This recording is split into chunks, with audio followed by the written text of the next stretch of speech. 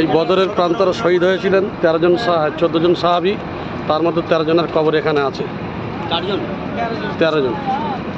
13 জনের কবর এখানে মজুদ আছে ইনশাআল্লাহ।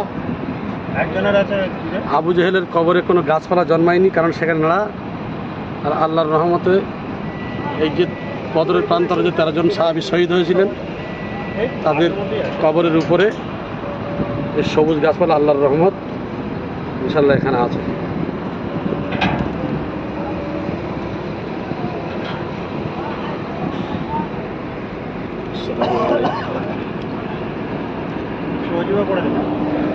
ছোট করে আউযু বিল্লাহি মিনাশ শাইতানির রাজিম।